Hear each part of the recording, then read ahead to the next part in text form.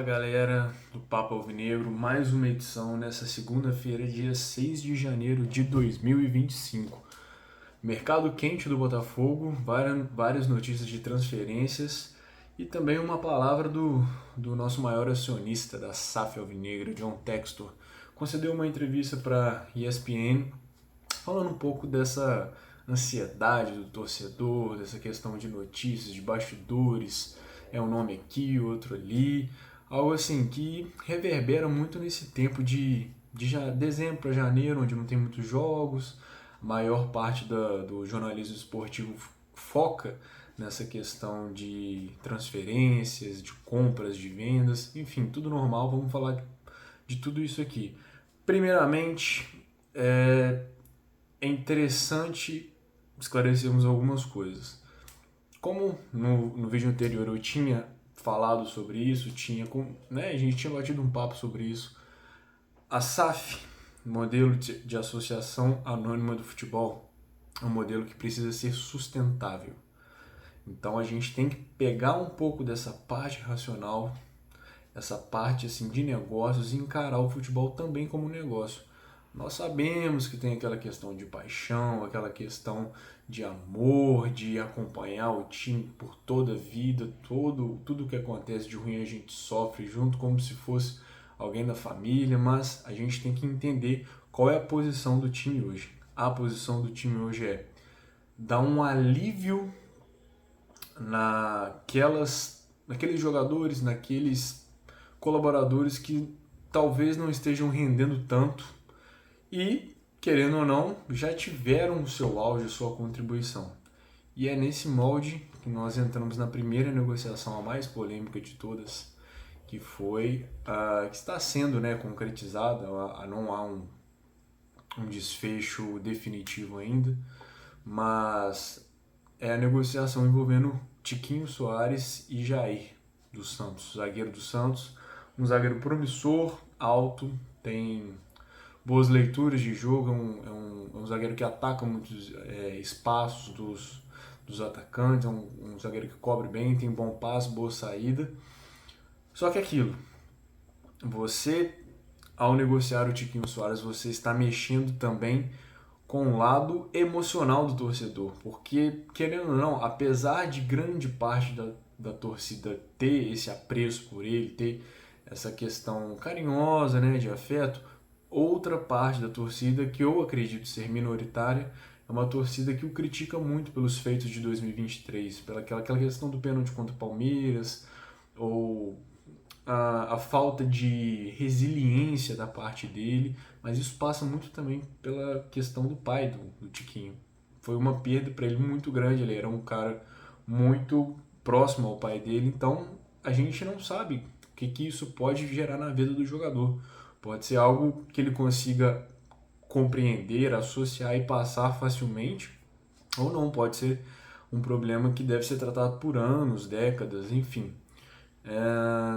E por essa questão também não performou bem em 2024, apesar de ser um reserva de qualidade quando nós precisamos do Tiquinho num jogo, em que o coletivo do Botafogo falava conseguia se imprimir bem, ele até conseguiu mostrar um bom futebol. Não da mesma maneira que 2023, no seu auge aqui no time alvinegro, mas estava de certa forma em baixa. E o Botafogo achou que, aliviando um pouco dessa folha salarial, ao qual eu me referi no começo do vídeo, porque ele ganha 1 milhão por mês.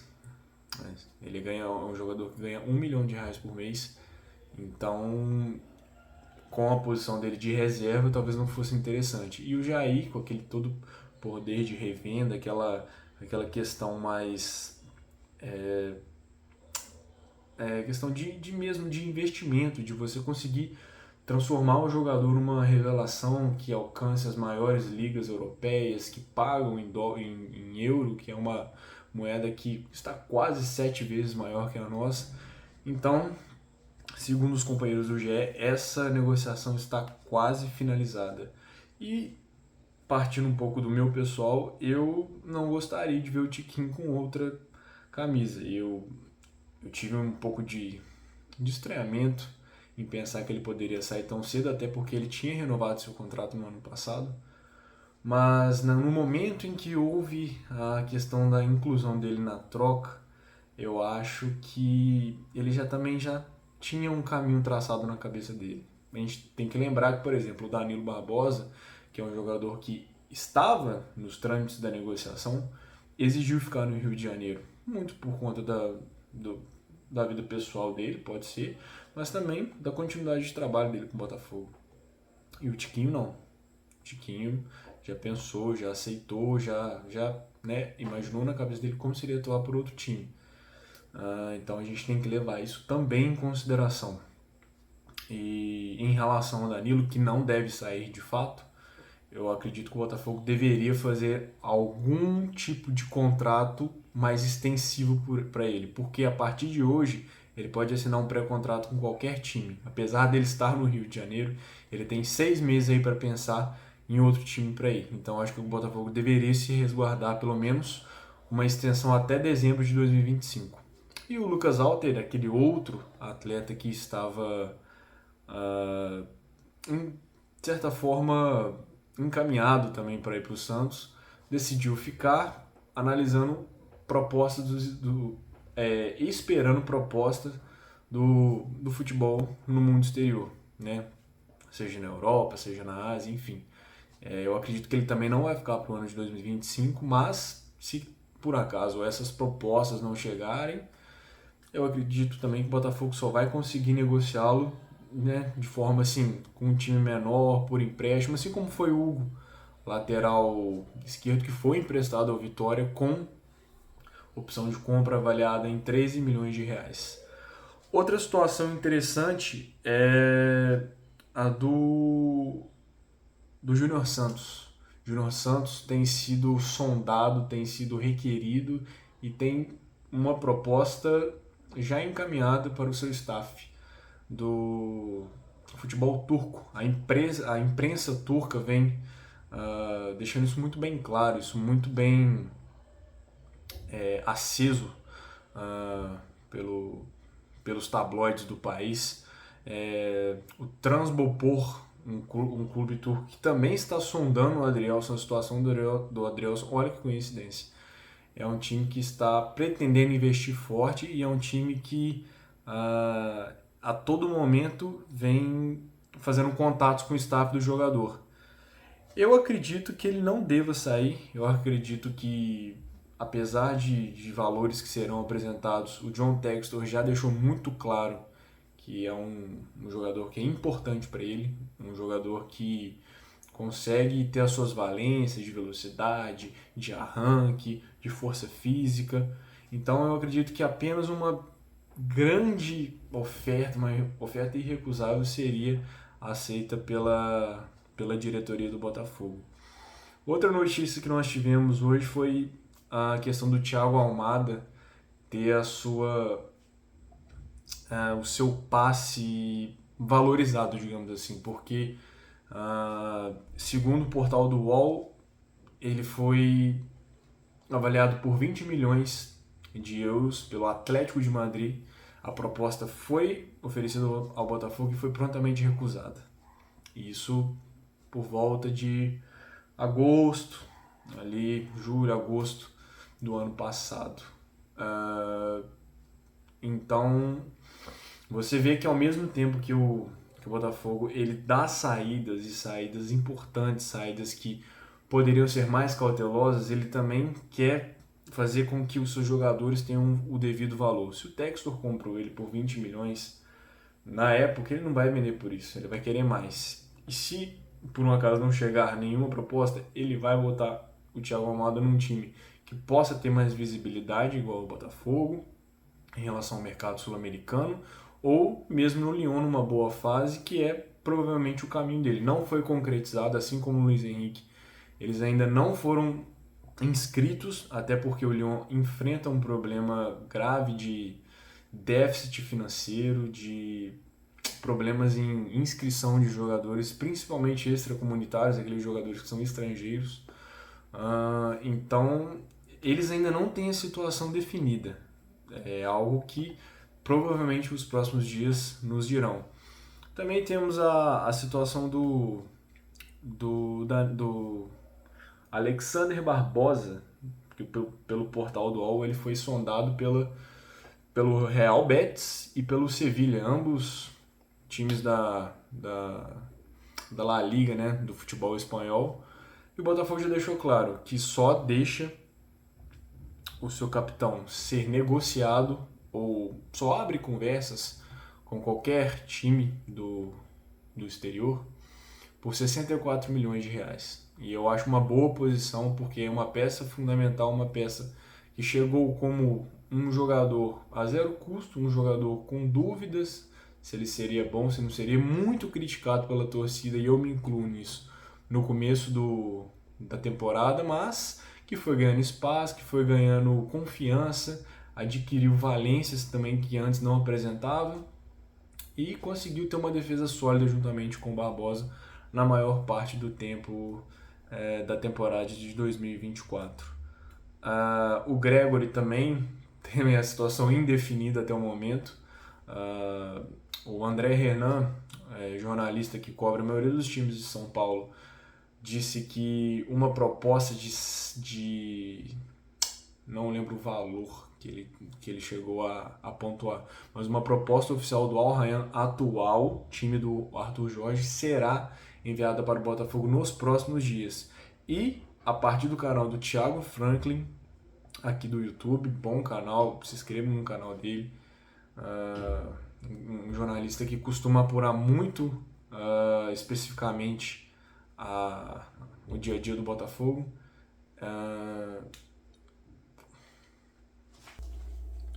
Temos também a questão do Gregory, né? O Gregory que foi ventilado aí pelo jornalista, notícia dada pelo jornalista André Hernan, que o Al Rayyan, atual clube de Arthur Jorge, estaria interessado na sua contratação, né? Seria prioridade, que o Arthur Jorge gosta muito do futebol dele, a questão da marcação, questão, né, de chegada que ele tem, mas que o Botafogo só pretende negociar o atleta, abrir conversas por 100 milhões de reais. Isso é um dado pelo canal do TF, e eu acredito que o Botafogo, assim como no caso do Barbosa, precisa dessa firmeza em relação a alguns jogadores do elenco. Entendo que haja rotatividade de mercado e vendas para estrelas principalmente jovens, mas pilares do grupo, onde você pode talvez vendê-lo, por exemplo, ele foi comprado por 3 milhões, você vendê-lo por 30, 35, talvez para repor com a qualidade que ele apresenta, você vai precisar de 50, 55 milhões. Então, eu acredito que qualquer conversa que chegue nesse valor de 100 milhões, aí sim seria um bom negócio, assim como o do Barbosa, que veio gratuitamente. Então, vamos ver o desenrolar. Eu acredito que a partir de quinta ou sexta-feira nós já teremos mais novidades sobre o mercado da bola alvinegro. Acredito que até sejam anunciados alguns reforços e que tenhamos nós pelo menos uma projeção para as próximas partidas. E para encerrar o vídeo, temos as aspas do John Textor para ESPN, uma palavrinha rápida que ele deu ali, falando sobre a paciência que ele deve ter, que a diretoria deve ter em relação à contratação de técnico, contratação de jogadores, e que talvez a torcida ou os setoristas estejam muito afoitos em relação às ações dele. Eu, em parte, concordo que exija um pouco de tempo você escolher as melhores peças, você mapear o mercado, mas também, como falado no vídeo anterior, temos duas decisões pela frente. Uma Supercopa contra um rival na mesma cidade.